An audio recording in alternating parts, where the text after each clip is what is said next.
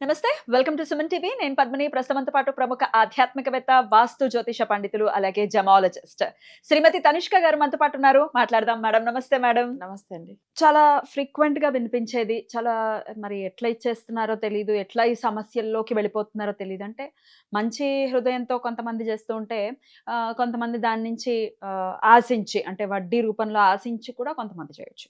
అంటే డబ్బులు ఎవరికో ఇవ్వటం, అవి తిరిగి రావకపోవడం. అవును. ఇది కామన్‌గా ఎదురయ్యేటటువంటి సమస్య. ఈ ఇవ్వటం కూడా చేసేటటువంటి తప్పులేంటంటే ఇంట్లో తెలియకుండా ఇచ్చేయటం కొంతమంది చేస్తుంటారు. అవును. హస్బెండ్‌కి ఒకవేళ తెలిసే పరిస్థితి వస్తుందంటే టెన్షన్ పడిపోతూ ఉంటారు. ఎట్లా ఏం చేయాలి ఈ డబ్బుల్ని? లాక్స్ ఆఫ్ రూపీస్‌లో అంటే అప్పటికప్పుడు అరేంజ్ అవ్వవు కదా! అవును. అవును. సో, రకరకాల కారణాలు దీనికి. మంచితనంతో కూడా కొంతమంది చేస్తూ అవును. ఉంటారు. పోన్లే పాపం కష్టంలో ఉన్నారు. మన ఇంట్లో చెప్తే వాళ్ళు ఒప్పుకోరు, ఇవ్వనివ్వరు ఇట్లా ఏమైనా. మరి ఈ ఇచ్చిన డబ్బులు తిరిగి రావాలి అనంటే గనక ఏం చేయాలి మేడం? ఏదైనా రెమెడీ ఉంటుందా? ఓకే. అంటే ఇప్పుడు చాలా మందిలో ఏం చేస్తారంటే చిట్టీలు వేసి డబ్బులు తీసి ఆ! తెలిసిన వాళ్ళకి ఇచ్చేస్తారు. మరీ ఎక్కువ వాళ్ళు బాధపడుతున్నారండి. వాళ్ళకేదో కష్టాలని. ఎగ్జాక్ట్‌లీ.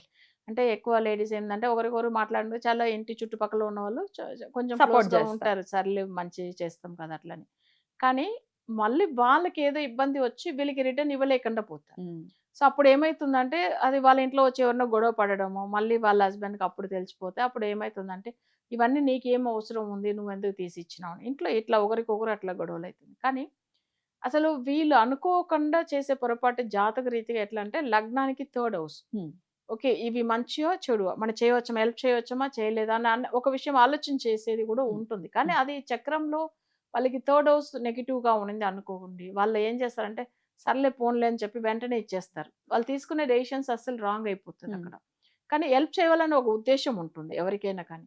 అయితే అప్పుడు ఏమైతుందంటే, మళ్ళీ వీళ్ళకి రిటర్న్ రాదు. సో, అది థర్డ్ హౌస్‌ని పెట్టి ఉంటుంది.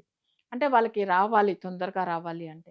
కొన్ని జాతకాలు ఇప్పుడు తులా లగ్నం అనుకోండి. వాళ్ళకి థర్డ్ హౌస్ ఎవరంటే గురువు అయితాడు. హ్మ్. అప్పుడు చక్రంలో గురువు వాళ్ళకి బాగా లేకపోతే అప్పుడు వాళ్ళేం చేస్తారంటే అసలు వాళ్ళు సర్లే వాళ్ళ పక్కింట్లో తెలిసిన వాళ్ళొచ్చి మాట్లాడారు. వాళ్ళకి హెల్ప్‌ని అడిగారు. ఇచ్చేసాం కదా! మళ్ళీ ఎంత ట్రై చేసినా ఆ రాదు. డబ్బులు తిరిగి. రాదు. తిరిగి రాదు. కానీ వీళ్ళు దానికి తగినట్టుగా వీళ్ళకేందంటే లగ్నానికి థర్డ్ లార్డ్ ఎవరని చూడాలి. వాళ్ళ జాతక రీతిగా. చూసుకొని దానికి సంబంధించింది. ఇప్పుడు సపోజ్ గురువు అని చెప్పాము. గురువు అనేటప్పుడు గురువుకి సంబంధించినది ఏందంటే జనరల్‌గానే గురువు అంటేనే ధనకారకుడు. హ్మ్. అప్పుడు గురువుకు సంబంధించిన పూజలనేది ఓకే. ఉంటుంది. ఓకే. సో, ఇంకా ఏందంటే వాళ్ళకి ఎట్లా ఫాలో అవ్వాలంటే ఇది వచ్చి గురువారం రోజుల్లో జనరల్‌గా లేకపోతే వాళ్ళకి ద్వాదశి తిథి. హ్మ్. సో, ఈ 2 ఇంపార్టెంట్. గురువుకు శుక్లపక్షమా? సంబంధించింది బహుళపక్షమా? అది రెండైనా 2 పర్వాలేదు. కానీ ఏది? ద్వాదశి తిథి, ఓకే. 12 తిథి వస్తది. 12 ఆ! ఆ ద్వాదశి తిథి ఏందంటే ఇంద్రుడికి కూడా ఇష్టమైన తిథి అది. అవునా? హ్మ్. హ్మ్. సో, అక్కడ చాలా ఇంపార్టెంట్. ఇంద్రాణి అంటే వాళ్ళ భార్య కూడా చాలా ఇష్టమైనది. సో, ఎక్కువ ఏందంటే మహాలక్ష్మి పూజలు వాళ్ళు అసలు ఆ టైమింగ్‌లో చేసుకొని రాజయోగం పొందారు. అబ్బబ్బా! హ్మ్. ఇంద్ర ద్వాదశి రా నాడు. అవును. ఇంద్ర రాజయోగం అంటారు. ఆ రాజయోగం కూడా ఇంద్రుడు పొందాడు అనేదానికి ఇది ఒకటి మేజర్. అప్పుడు ద్వాదశి తిథిలో వీళ్ళు తప్పకుండా చేయడం వల్ల ఇంకా మంచిగా ఉంటుంది. ఏం చేయాలి మేడం? వీళ్ళొచ్చి ఎట్లానంటే ఆహ్, ఆ రోజు ఇప్పుడు సపోజ్ ఈ తులా లగ్నంగా ఉంటే వాళ్ళకు అసలు గురువారం చేసుకోవచ్చు. లేదు హ్మ్. కామన్‌గా చేసేవాళ్ళు ద్వాదశి తిథిలో ఎలా చేయాలి అంటే, ఓకే. ఇంట్లో స్వామివారు అంటే సపోజ్ మనకొచ్చి గురువు సంబంధించినది ఏదైనా ఫోటో పెట్టాలి. దత్తాత్రేయ స్వామి. స్వామి హ్మ్. దత్తాత్రేయ స్వామి మేజర్. ఆయన హ్మ్. అసలు మేజర్ గురువు ఆయన. అంతే. తర్వాత స్వామివారు సుబ్రహ్మణ్య స్వామి. హ్మ్. ఇంకొకటి కృష్ణుడు. కృష్ణుడు. ఆయన కృష్ణం కూడా వందే జగద్గురు. ఆయన గురుదా. హ్మ్. హ్మ్. సో, ఆయన ఫోటో ఉంటే కూడా సరిపోతుంది.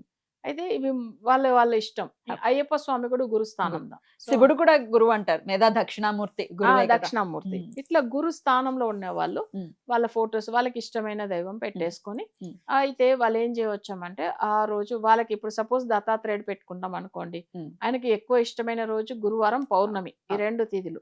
కానీ మన ద్వాదశి తిథికే మనం వెళ్తున్నాం కాబట్టి, ఆ! అదే రోజు ఏం చేయొచ్చమంటే, స్వామివారిని అసలు ఆయనకు ఇష్టమైన పువ్వులతో అర్చన అంటే జనరల్‌గా వచ్చి ఎక్కువ పసుపు కలర్‌లో ఉన్న ఆ! పువ్వులతో అర్చన చేయొచ్చు ఆయనకు. అర్చన చేసేసి స్వామివారి మంత్రం చదువుకొని, ఆయనకు ప్రసాదం ఏదైనా నైవేద్యం పెట్టి, ఎవరు పేరు అంటే మనం ఎవరికి ఇచ్చామో, వాళ్ళ పేర్లు అసలు ఆయన దగ్గర చెప్పుకోవాలి. ఓహ్! ఓకే. ఎందుకంటే, వాళ్ళు నాకు తొందరగా మనీ రిటర్న్ ఇవ్వాలి.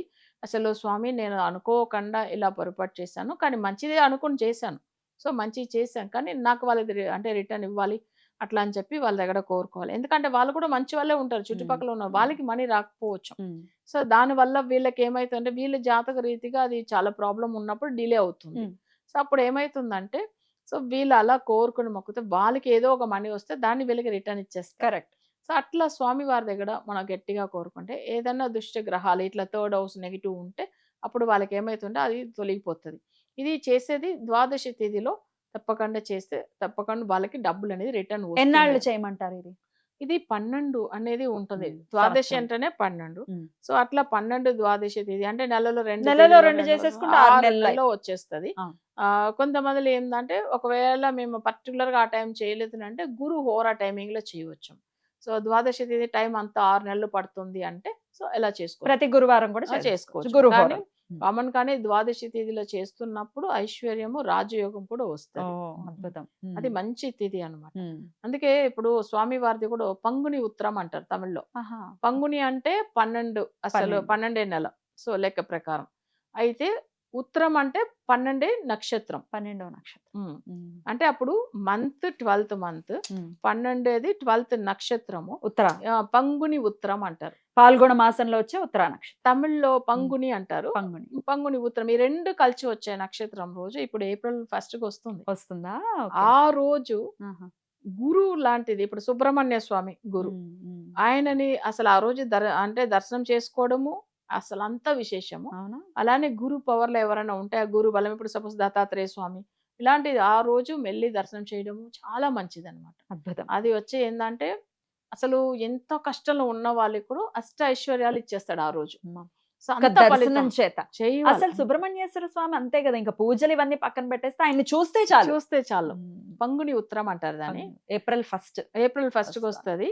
అసలు మనం నెట్‌లో సెర్చ్ చేస్తే కూడా తెలుస్తాయి. పంగుని ఉత్తరం అంటే మహాలక్ష్మి, మహావిష్ణువు కూడా ఇష్టమైన రోజు అది. అవునా? సో, ఎందుకంటే అంత ఐశ్వర్యం ఇస్తారు ఆ రోజు. సో, అద్భుతం. ఇది ఇయర్లీ వన్స్ వస్తది పంగుని ఉత్తరం అనేది. సో భలే చెప్పారు. ఇది గుర్తు పెట్టుకుందాం ఇప్పుడు మనం. ఎందుకంటే మనం ద్వాదశి తిథి గురించి మాట్లాడుతున్నాం. సడన్ గా వచ్చింది. అవును. గుర్తు పెట్టుకోండి, ఏప్రిల్ 1 వెళ్ళండి ఖచ్చితంగా. అవును. ఇది ఎవరైనా చేసుకోవచ్చు. ఎవరైనా. సుబ్రహ్మణ్య స్వామి టెంపుల్ దగ్గర ఉంటే కూడా వెళ్లి దర్శనం చేసుకుని రావచ్చు. తప్పకుండా అండి. చాలా చక్కగా తెలియజేశారు. ఖచ్చితంగా ఈ ఇబ్బందుల నుంచి మన వాళ్ళు బయటపడాలి, ఇచ్చిన డబ్బులు తిరిగి రావాలి. అట్లా స్టక్ అయిపోయండి అని చెప్పేవాళ్ళు చాలా మంది ఉంటారు. బాధ అనిపిస్తుంది. అవును. ఆ ఇబ్బంది నుంచి బయటపడాలని మనస్ఫూర్తిగా కోరుకుంటూ చాలా చక్కగా తెలియజేశారు మేడం. కృతజ్ఞతలు. నమస్తే మేడం. నమస్తే.